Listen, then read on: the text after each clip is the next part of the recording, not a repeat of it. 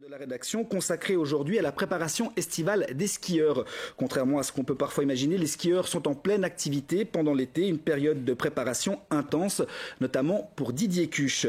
On vous emmène aujourd'hui dans le sillage du champion neuchâtelois, un magazine signé Jean-Marc Chevillard, Marie Jardin et Jean-Baptiste Flamoin. Juillet 2009 à Saas-Fee. Première cabine.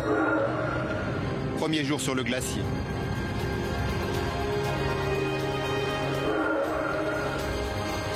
Rêve éveillé et sensations à retrouver.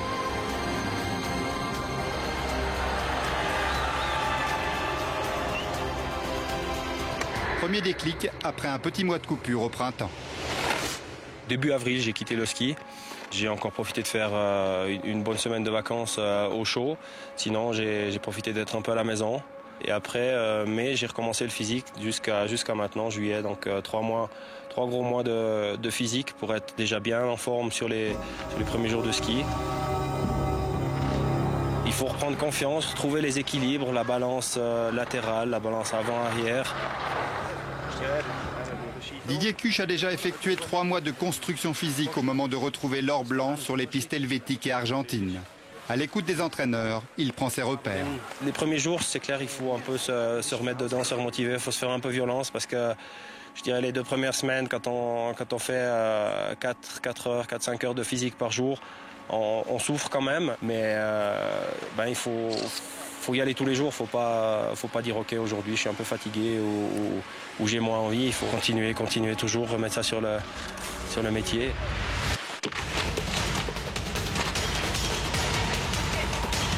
Pour gravir des montagnes, Didier Cuche travaille d'arrache-pied toute la saison avec Florian Lorimier, son coach personnel depuis 9 ans. Parfait. Allez, petite pause.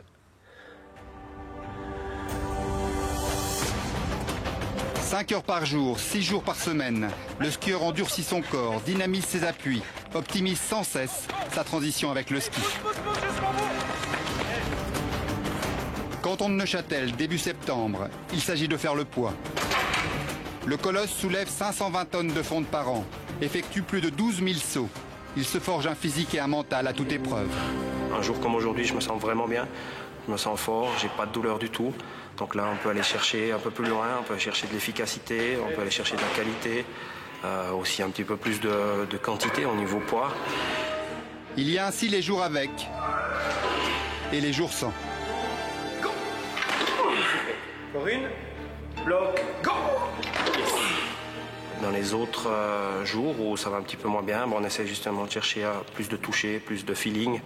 On déplace un petit peu nos exercices plus sur le gainage plus profond, sur les exercices d'équilibre à une jambe, mélangés avec des poids, avec des facteurs d'instabilité. C'est finalement quand le succès arrive pendant l'hiver que je me rends compte, j'ai pas souffert pour rien pendant les 7-8 mois de préparation. Et c'est sûr que comme l'année passée, avec un titre de champion du monde, et surtout sur une piste aussi exigeante que dans les dernières 15-20 secondes, on a les jambes qui sont vraiment en coton et il faut encore produire des appuis efficaces pour essayer d'aller gagner quelques centièmes ou en perdre moins sur ceux qui sont devant. C'est là qu'on se dit, on n'a pas fait tout ça pour rien et on se sent solide jusqu'au fond. Bon, alors là, on a une alternance entre l'équilibre et puis la dynamique, l'explosivité. Donc on alterne des sauts où il y a plutôt de la puissance, de la dynamique à donner. Donc les appuis sont assez durs. Puis après, on incorpore des exercices où justement là, on doit être plus fin en équilibre.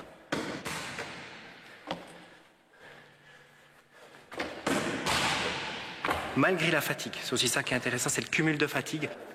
Excellent.